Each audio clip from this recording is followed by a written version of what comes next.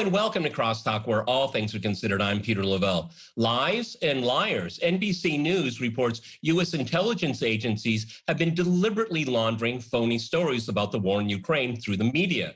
Those of us who have watched carefully the conflict suspected this all along. When you're losing an argument or a war, the first line of defense is to lie.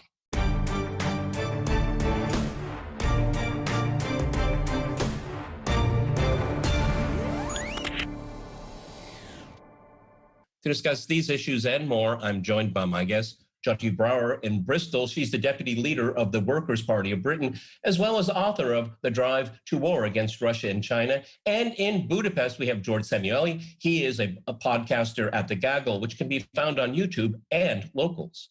All right, crosstalk rules in effect. That means you can jump in anytime you want, and I always appreciate it. All right, let's start out with George in Budapest. Well, George, maybe kind of an evolution of the information war is that the intelligence agencies are telling us they're lying. I mean, you and I and Jyoti, we always say that they're lying, but now they've come out, they're ahead of the shark here saying, yep, we're doing this information thing here. And the media is so proud to be part of this disinformation program. It's really quite amazing because they're lying to us to protect us, George. And of course, the Ukrainian people. Go ahead. Yes, that's right. It is quite an extraordinary thing that we have the intelligence services openly boasting that they are telling lies. The media are quite happy to be transmitting these lies, and they're boasting about this. But the fact is that by admitting this, then they're essentially undermining any reason why we should take any of the claims that the media are making today so seriously. And so George, it's kind of like, I'm lying to you, that's the truth? That's the truth, yeah, that's right. So all of the stories that the media are now regaling us with, Russia is losing the war, Russian forces are absolutely demoralized, their artillery, their food supply, their oil supply, all of it was going to run out very shortly. Putin isn't listening to any of his advisors. All of the stories that you can read in the New York Times, the Washington Post, and the Guardian. But why should we believe any of them? But it is true that this whole Ukraine caper has been a gigantic, sustained propaganda campaign. And this is what the West has actually been waging in all of this time. So they've declared total economic war against Russia, but they've also declared a total propaganda war against Russia, a complete demonization, a complete hysterical campaign of hysterical hatred against Russia, the likes of which we've never seen. We never saw anything like this during the Cold War. And the media have been very happy participants in all of this. Shantae, what I think is quite remarkable looking at Western coverage of the conflict in Ukraine is that you don't see much coverage of the conflict in Ukraine. It's really quite remarkable. And look, none of us are military experts, though I know some myself personally here. When you see a tank, for the four of us, is it a Russian tank or a Ukrainian tank? It's pretty hard for us to tell. And most of the footage I've seen, I've been told that's a Ukrainian tank. Okay, fine. I'm not going to take sides on that because I'm not an expert on it. But I do think in looking at media behavior and elite behavior, when things start going south, going the wrong way, there's this knee-jerk reaction. Let's lie. And not only lie about it big time. Go ahead. Absolutely. And this is, of course, not new behavior. We've seen it. I remember very particularly the shock that I felt at the time of the Libya war when the BBC showed what it claimed to be a live feed from Green Square in Tripoli, where there was a huge uprising, it said, going on. And they showed what seemed like live footage. And they're assuming, obviously, their audience knows nothing because the footage was Indians in India. And anyone who knows anything could have seen that. But they barefacedly claimed this was a live feed from Libya, which it clearly wasn't to anyone who knows anything. They never backtrack from that. They never apologize. They don't. They just go from lie to lie. Now, George was saying, they got caught out. They go, oh, okay, yes, we're lying, but we're lying for your benefit. What they do with these lies even when they're caught out, they sort of have to double down and they say, yes, but we're doing it in a good cause. And they can get away with saying we're doing it in a good cause because the entire media and political establishment has disappeared all of the context that makes sense. So they've built this story that says Russian aggression came from nowhere. Vladimir Putin's mad. I mean, you have psychology journals in this country running articles about the state of mind of Vladimir Putin. Like, this is going to help us understand. This is the context they give you for the war. What they don't give you is 30 years of, in fact, 75 years of NATO meddling in Ukraine, of funding Nazis against first the Soviet Union and then against Russia, of looting, of controlling, of deposing governments they don't like. All that context, they disappear. And then when they're caught in their lies, they say, well, yes, but it's for a good cause because Russian aggression is crazy and we've got to stop it. That's right. You know, George, one of the things that the NBC News report mentioned is that the intelligence community is trying to get into Putin's head, which I'm not really sure what that's supposed to mean. And why would Russian intelligence, Russian military give a hoot about what Western intelligence agencies are telling Western publics about this conflict? I don't understand why they would waste one breath on that. Go ahead. No, that's right. And it's very peculiar because they are lying, and therefore the Russians know that they are lying. So why would the Russians be in any way moved by things that the Russians know are obviously lies? And in fact, the Russians then conclude the opposite, which is their case is pretty thin. That's why they have to lie. They're not able to boast of any actual accomplishments, so they have to lie about what the Russians are doing. But it's very interesting that what we have through these lies is what is actually being suppressed. I mean, let's imagine all the stories about the biolabs. Well, what happened to that? I mean, that was conspiracy theory, Putin's disinformation campaign. But nonetheless, that is a very big story for which basically the United States was unable to provide a remotely coherent explanation. All of the, as Jyoti pointed out, everything that preceded Russia launching the special operations on February 24th, everything that had preceded before that, the 8 years of NATO training and embedding itself within Ukraine, that's just vanished. And so, no, it is not really surprising that how does the West respond? Well, they essentially outlaw any dissenting voices. I mean, so far it's just been okay. Oh, RT, Sputnik, boom, they just disappeared. No one can see them. But it's not going to stop there. I mean, there will be. It's just a matter of time before they start closing down all of the Twitter accounts. So anyone who's presenting an alternative view of Ukraine. So this is essentially a gigantic disinformation campaign that the West is waging, and it is part of what frankly is a total war that it's now waging against Russia. Jyoti, it's really quite amazing. The intelligence communities, agencies in the intelligence community probably just can't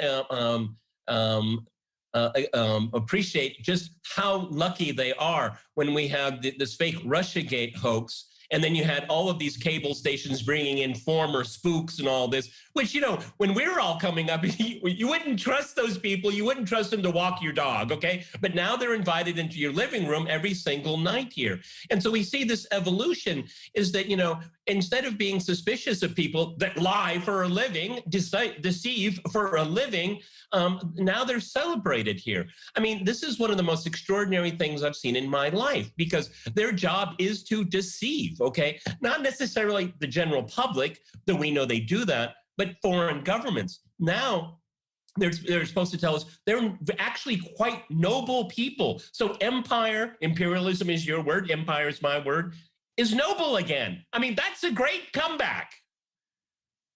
Well, they can try to make a comeback on that, but I'm afraid the days when you could bravely say that imperialism is the way forward are well and truly in the past. They were put in the past 100 years ago.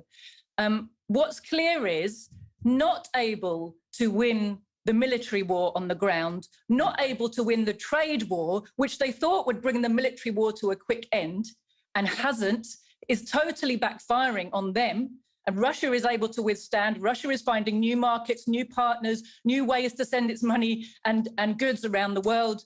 But Europe is not finding replacements for Russian gas and Russian wheat and other things, other commodities that it depends on for its industry. That war is backfiring massively. The only war they feel that they can really wage successfully is the one they're the best at, have the most kind of dominance over, and that's the psychological operation, that's the media war. And that's why you have these talking heads constantly on the Western news channels saying, you know, Russia's losing the information war, Russia's losing the information war. Well, you know, in the West, that may be true to an extent. I don't think it's as true as they want it to be. There's an awful lot of wishful thinking that goes on, just like when they talk about how there's a big guerrilla resistance moving building in Ukraine and Russia's come up against obstacles it wasn't expecting. You know, that's entirely wishful thinking, right? Russia is waging a very careful campaign on the ground. It's been very clever, in fact, about how it's maneuvered to cauldron the Ukrainian forces and cut them off from one another, cut them off from their vehicles, destroy their fuel depots. You know, from everything I've heard, even the Westerners who are supplying them with the weapons are starting to run out of things to send them because the Russians just get hold of them and destroy them. They're not able to make good use of them. You know, and Jyoti, just to kind of echo what you're saying is that, you know, I watch all these quote unquote on the ground reporting, which of course is very, very far away from where apparently the fighting is. The internet still works. The electricity still works. George, gas is still flowing from Russia to Europe in the middle of this war. It's amazing. How would you compare that to the American operation in Raqqa, George? Yes, that's right. They're measuring everything by the way that the United States and NATO wage their wars. So the United States in particular wages this shock and awe campaign, which is total destruction, total devastation. And Russia didn't do that, never intended to do that, and has never been the Russian way of waging war. So immediately the media conclude Russia has failed. Russia was expecting to take Ukraine within 2 days. It didn't happen. Therefore, Russia has failed. And you know, and the British media, and here they were just simply parroting British government propaganda, was saying Russia has failed within 24 hours. I mean, that was the first stories were already appearing that Russia has failed within 24 hours. So, as Jyoti says, yes, the West is winning the propaganda campaign. Yeah, because they control the world's media. Most of the world's media are under the control of the West. And even the social media, most of them are under the control of the West. Yeah, so they're winning this campaign. There are an awful lot of dissident voices, but they're winning this campaign because they block me on Twitter, they block me on Facebook, they take all of my 17 years of work on YouTube gone. That's why they think they're winning. All right, here, I'm going to jump in here. We're going to go to a short break, and after that short break, we'll continue our discussion on some real news. Stay with our team.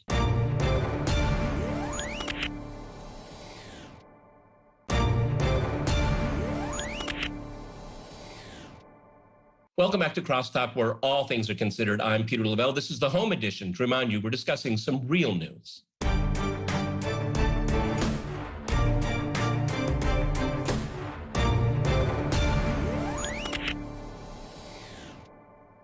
All right, let's go back to Bristol here.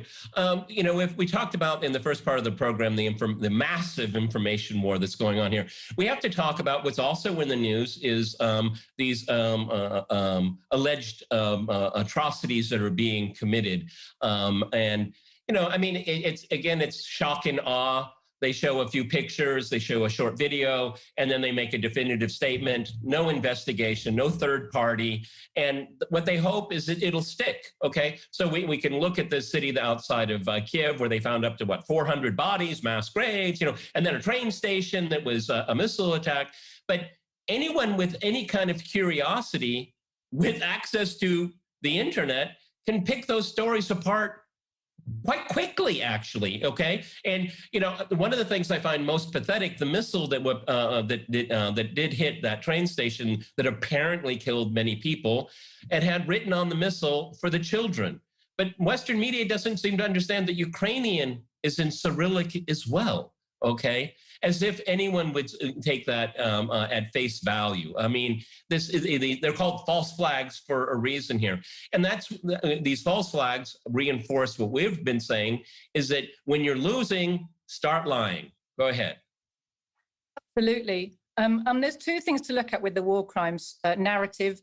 The number one is the blatant false flag nature of every so-called crime, alleged crime that has so far been reported. They've been picked apart really quickly by people, as you say, who care to take the trouble to look into it. For example, the so-called massacre by Russian soldiers in Bucha turned out, from the evidence, to the photos had been taken sort of 3 days later than when they said they'd been taken, i.e. after the Russians had moved out in good order. They weren't forced out, they left.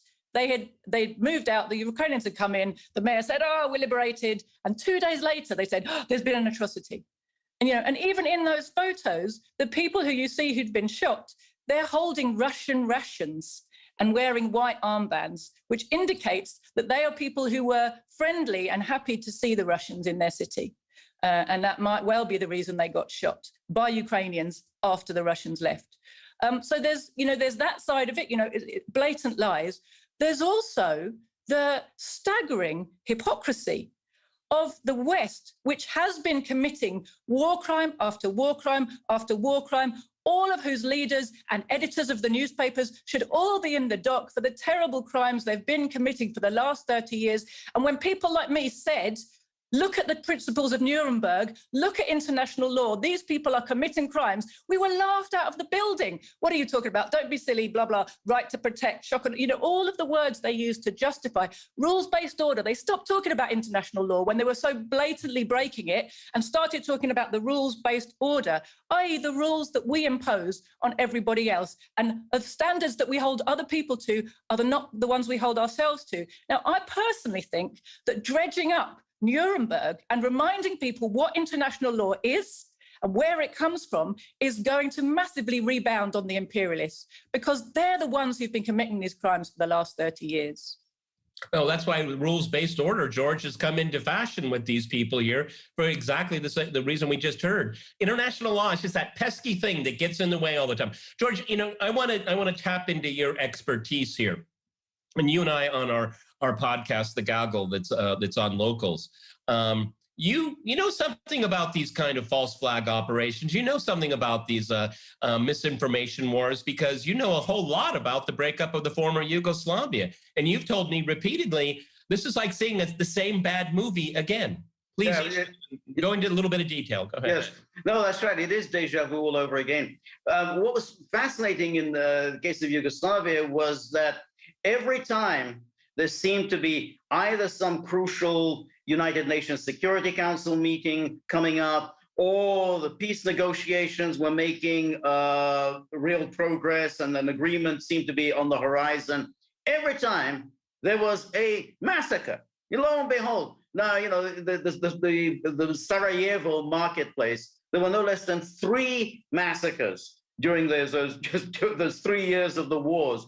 And each time it happened was a crucial strategic moment. And as soon as it happened, boom, everybody knew, all the media, all of the political heads of government are so, oh, the Serbs did it. The Serbs are monsters. The Serbs are evil. We got to bomb the Serbs.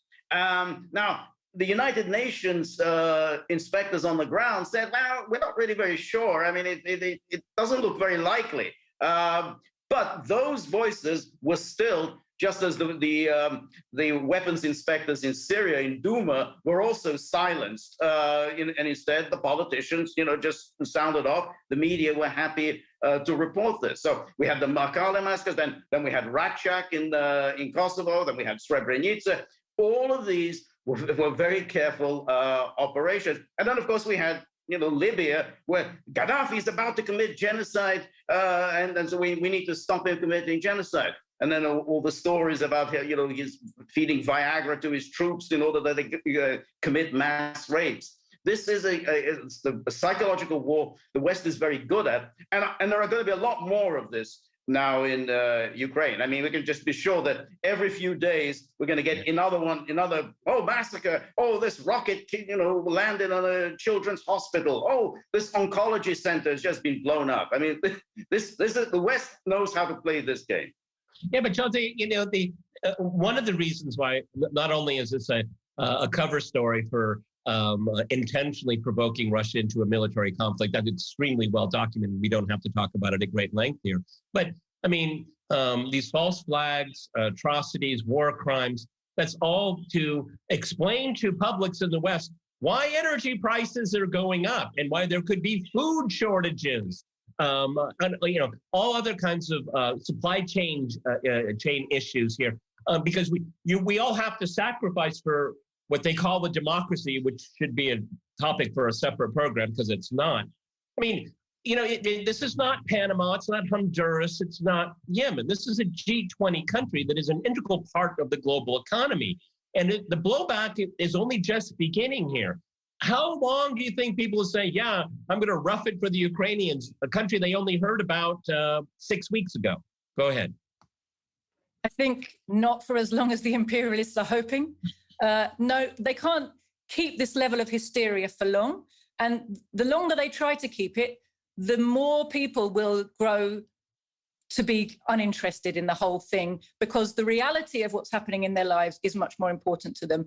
And you have to be in quite a privileged position to be saying, I don't mind if the prices of my fuel goes up. I don't mind if the price of my food goes up. The reality is, since COVID and the crash that came just before COVID, the troubles of the working people in the West are only getting worse. And that was before this latest escalation in the trade war that's really starting to rebound in Europe. I think German workers in particular are going to be some of the first to say, we've had enough of this. I actually saw some footage of a German kind of car, what would you call it, like procession in Berlin, like a protest, like thousands of cars with Russian flags, of German people saying, we are not up for this war, and the way that, European industry, European prices, European energy costs are going to skyrocket, already have started to, is going to massively rebound on the people. And the war crimes narrative itself, I think, is going to fall apart when Russia starts to release the evidence that it is carefully gathering. Having cleared the Azov fascists out of Mariupol and liberated the people there from their iron heel, they have started to very carefully collect evidence of what these guys have been doing, what kind of crimes they've been committing, for how long, who they get their orders from, who they get their equipment from. Those trials of Ukrainians in Ukraine are going to be extremely, extremely illuminating. Well, viewers of this program heard it here from Jyoti, because she's absolutely right. They've been watching these people commit crimes against humanity in the Donbass for 8 years. They know exactly who they are. They know where they are, and they will find justice. Okay, they will meet justice here. But before we get there, George, this is just an elite topic. This is an elite war. This is an elite emotion, okay? You two and a few other bands got together to raise money. I mean, I'm really, kind of beside myself. I mean, the elites call you, you get on stage and you do your act for them, okay? And everybody feels good. Where the money goes to one of the most corrupt countries, which even in think tanks in the West said that before this conflict. Obviously now it is someplace of great virtue and not criminality and theft. Go ahead, George.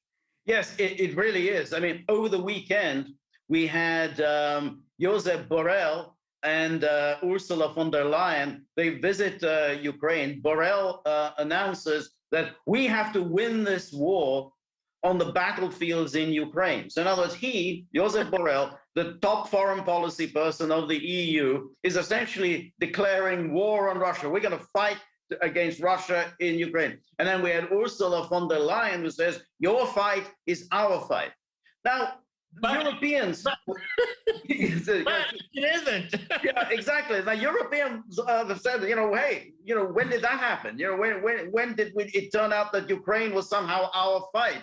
And in fact, what elections we've had, we had the elections in Hungary and Serbia, both of which the winning candidates explicitly said, hey, include me out. We don't want to have anything to do with this. And now we've got the French election, and the media are trying to spin this, every which way. Oh, Macron's been absent without leave.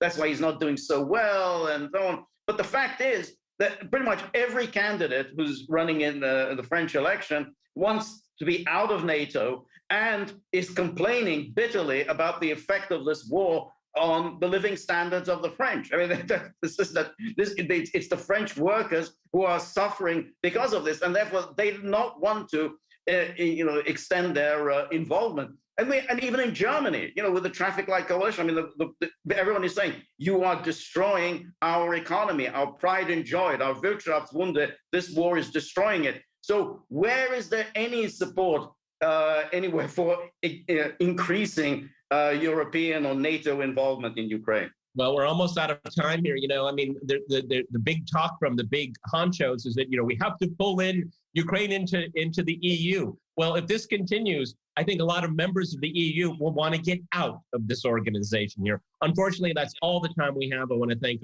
my guests in Brussels and in Budapest. I want to thank our viewers for watching us here at RT. See you next time. Remember, cross-talk.